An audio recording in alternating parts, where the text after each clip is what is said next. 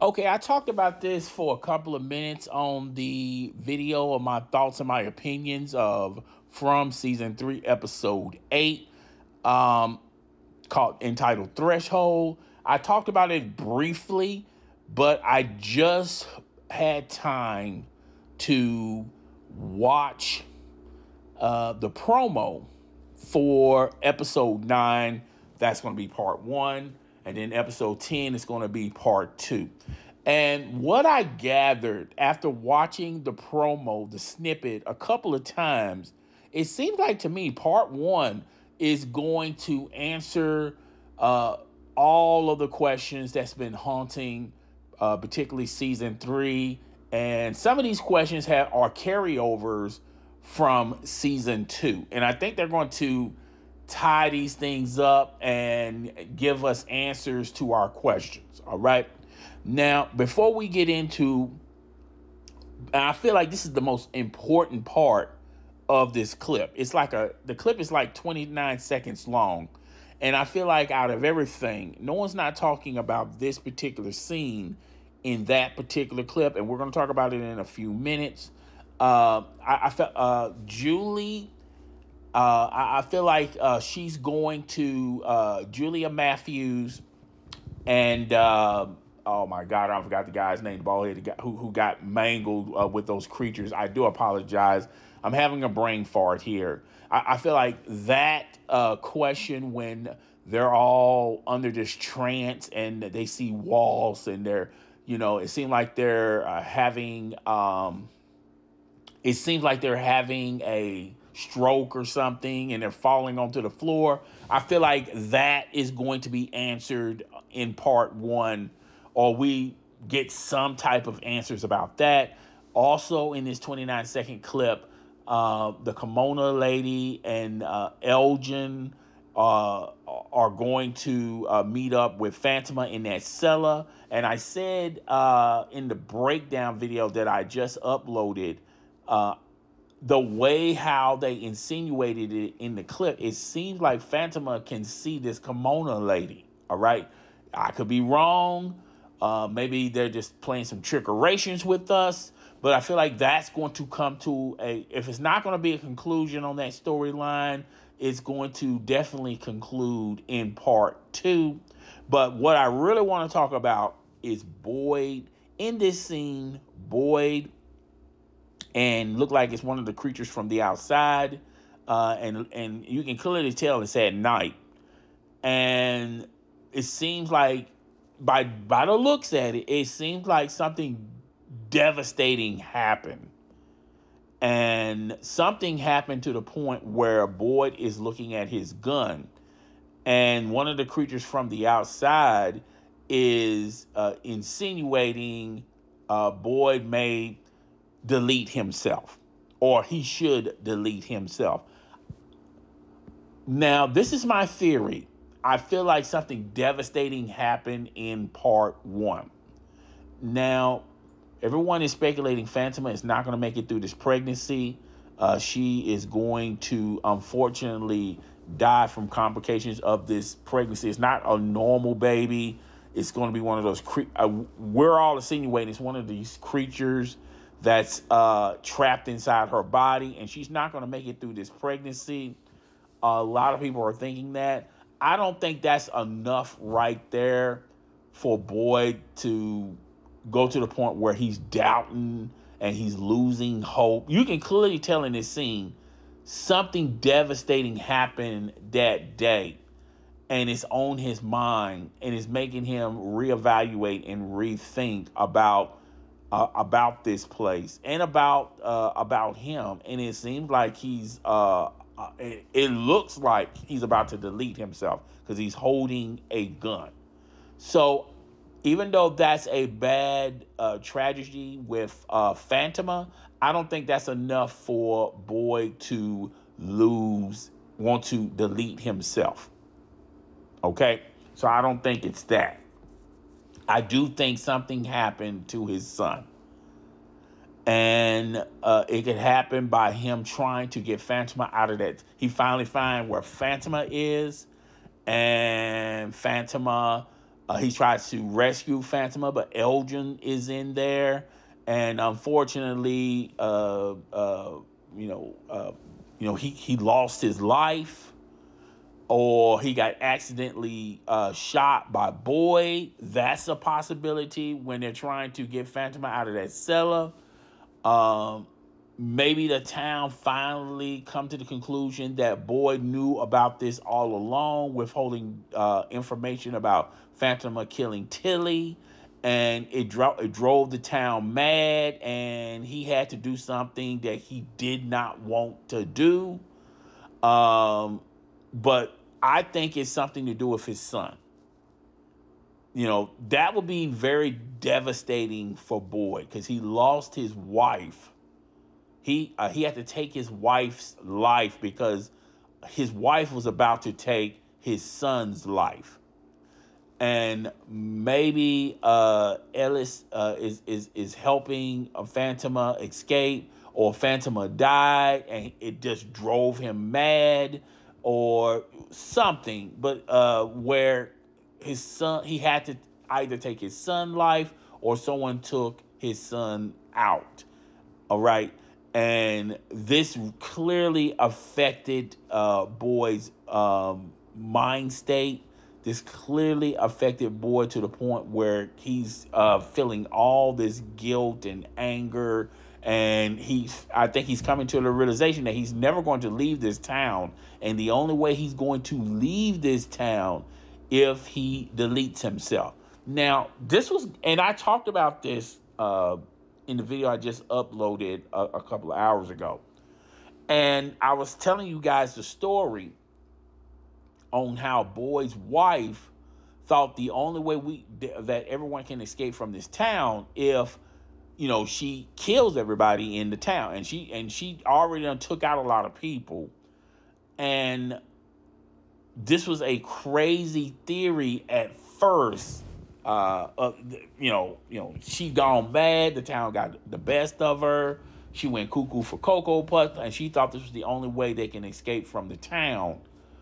And I think those storylines are going to really play in this storyline with Boyd. Now, I also talked about in the video that I uploaded hours ago about how Boyd, and he's been planning this ever since season 1, where he no longer wants the crown of being responsible for everybody because of the consequences he has and the decisions he has to make. The trying to instill hope in the town. And there's examples where you shouldn't have hope, and the town's playing tricks on people. People are dying, and this is having a huge toll on Boyd. And 2, Boyd hasn't really grieved properly from his wife. He just swallowed it and just kept moving on. He hasn't fully grieved about his wife. And he's carrying that as well as everything else going on in his town. And I talked about in that video how Boyd has been putting the pieces in place to relinquish a lot of this responsibility that he once had. All right? Like trying to figure out a way out of this town. That was in season 1. Everyone kept looking to Boyd on how to escape this town. And lucky for Boyd, Jade came in the picture, and now Jade is part of trying to get people out of the town, going through all these conspiracy theories. So that's just one thing he relinquished off of him. Another thing he was about to relinquish is being the town sheriff. He wanted Timothy to do that.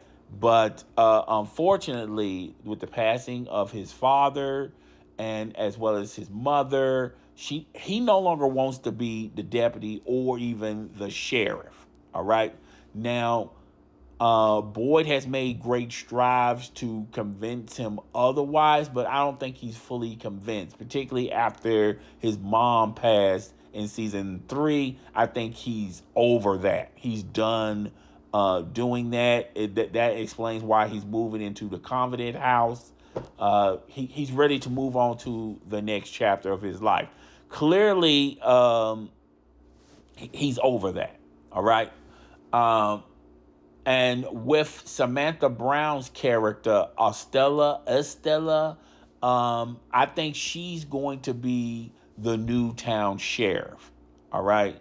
Because it seems like no one else wants it. Boyd is, has been stressed out. Boyd is over it, as well as being the town sheriff. He's tired of being the one that, everyone comes to with their problems, and everyone comes to about instilling hope into them. And if you look at Estella, Samantha Brown's character, ever since, well, not the beginning, but after the beginning, she's, is sort of like a young boy trying to figure out, okay, why are we trapped in this town? Why is this is the way that is? Why the motel? Why there's no motel? Why there's a swimming pool there? She's asking all the questions that she wants answers for, similar to like Boyd was in the beginning. Okay. And she's taking over. To me, I feel like she's basically replacing Boyd, a younger Boyd, and she's also wanting to be a leader. She still feel like she's a police officer. She hasn't even taken off those clothes. Now, anyone that gets trapped in that town, Boyd has a way of, and the town folks have a way of them basically getting out of the clothes that they were trapped in and just wear the normal clothes that they have already done collected. And this is their way of de-escalating people who are trapped there and they're trying to figure out how to get back home. This is their way of saying, hey, look, you're wasting your time thinking about you're going to get out of here. We've been trying to get out of here ever since we got trapped here since day one, and we're still here. All right.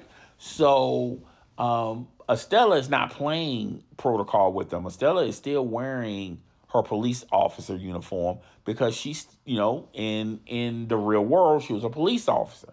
And that's her mindset. Okay. And I think that's really at first, I gotten, thrown off by Stella. I think she's like an overachiever who wants power, who challenges authority. That was my initial impressions of Samantha Brown character, Estella. But as the episodes have moved on, you start to see the real perspective of her and why she is the way she is. And I can see her being a perfect substitute for Boyd as far as being the sheriff. Now, as far as her, making the calls and making the decisions, taking full responsibility of Boyd. Now, I said in the video, I can see where she could be the sheriff and Boyd still makes those big decisions. But after watching this 29-second clip, it seems like Boyd got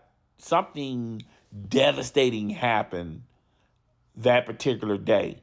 And now he's got the rest of the night to contemplate it and wear wary on his thoughts and his hope. And I think and when you look at this episode, he has completely, look at his face. He is completely lost hope. He's completely lost hope. It's like it's over with. It's done with. Now, this could be a scene from in the past, and this scene is what made Boyd who he is today. Now, that could play a part, but I really think something devastating happened between. And the only thing I see that will make Boyd put Boyd in this type of position is something happening to his son. All right. It's bad enough Phantoma's going to be gone. It's even worse that wherever is Phantoma birthing, it's not human, and it's not her baby, but for his son to die and how he dies, I think that's going to play a huge part in Boyd's perspective moving forward. Okay.